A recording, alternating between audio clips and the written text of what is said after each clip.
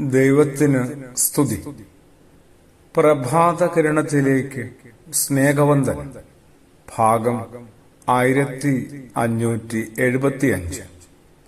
ഇന്ന് ഏപ്രിൽ മാസം 23-ാം തീയതി 114-ാമത്തെ ദിവസത്തിലെത്തി. പറയുമ്പോ നമ്മളെല്ലാവരും യേശുവിന്റെ മികച്ച ഭക്തന്മാരാണ്, ഒന്നാം തരം ശിഷ്യന്മാരാണ്. നമ്മുടെ അനുയാത്ര അവിടുത്തെ കാലടികളെ പിന്തുടർന്നുകൊണ്ടാണെന്നാണ് പറച്ചില്. അങ്ങനെ തോന്നിപ്പിക്കുന്നുണ്ട്. ശരിക്കും യേശുവിനെ നമ്മൾ അറിയുന്നുണ്ടോ? ഏതെങ്കിലും ഒരു സന്ദർഭം കിട്ടിയാല് യേശുവിനെ അറിയുന്ന ഒരാളായിട്ട് യേശുവിനെ തിരിച്ചറിയാനായിട്ട് എന്തെങ്കിലും സാധ്യതയുണ്ടോ? പറഞ്ഞു പോകുമ്പോ അറിയാതെ കോംപ്ലിക്കേറ്റഡ് ആവുന്നുണ്ട്, സങ്കീർണമാവുന്നുണ്ടല്ലേ? ഏതെങ്കിലും ഒരു സാഹചര്യത്തില് യേശുവുമായി ഒത്തുവരുമ്പോ, ഒരുമിച്ച് വരുമ്പോ, ഞാൻ യേശുവിനെ അറിഞ്ഞ ഒരാളായിട്ട് യേശുവിനെ തിരിച്ചറിയുമോ എന്നുള്ളതാണ് ഒരു വല്ലാത്ത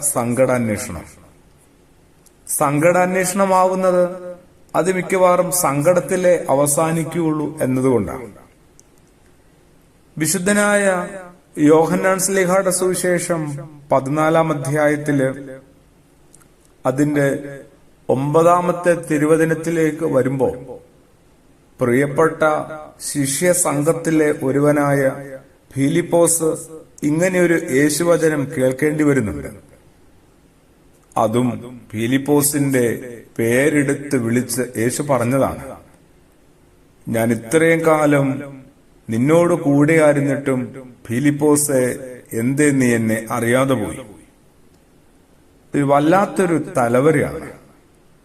കഷ്ടകാലം പിടിച്ച ആ അവസ്ഥ ആ പാവം ഫിലിപ്പോസിന് വന്നുവല്ലോ എന്നോർത്ത് പരിതപിച്ച് വായന അവസാനിപ്പിച്ച് പുസ്തകം വിട്ട് ഓടാൻ വരട്ടെ.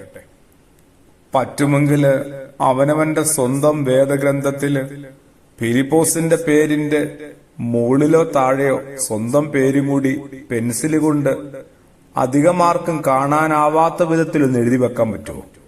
അവനവന് മാത്രമായി കാണാൻ പറ്റുന്ന വിധത്തില്. ഈ കാലം അത്രയും ഞാൻ നിങ്ങളോട് കൂടെയായിരുന്നിട്ടും ഒപ്പമായിരുന്നിട്ടും ഫിലിപ്പോസെ, നീ എന്തേ എന്നെ അറിയാതെ പോയി? ഒരു മനുഷ്യന്റെ ജീവിതത്തിൽ സംഭവിക്കാവുന്ന ഏറ്റവും വലിയ ദുരന്തങ്ങളിൽ ഒന്നാണിത്. ഒപ്പമുള്ള ദൈവത്തെ അറിയാതെ പോവുക. ഒപ്പമുള്ള ദൈവം തന്ന കരുതലിനെയും കരുണയും കാവലിനെയും കാണാതെയും തിരിച്ചറിയാതെയും പോവുക. നമ്മൾ പിന്നെ എന്തിനെയാണ് അറിഞ്ഞുകൊണ്ടേയിരിക്കുന്നത്? നമ്മൾ എന്തിനോടാണ് എപ്പോഴും ബന്ധപ്പെട്ടുകൊണ്ടിരിക്കുന്നത്? യേശുവിനെ അറിയാതെ പോവുകയും സകലത്തിനെ നമ്മൾ ഇങ്ങനെ അറിഞ്ഞുകൊണ്ടിരിക്കുമ്പോൾ അവസാനത്തെ ഫലം എന്താവും?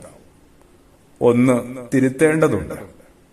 അത്തരം ചില തീരുമാനങ്ങളിൽ പ്രാർത്ഥനയോടുകൂടി എത്തേണ്ടതുണ്ട്. ആമേൻ.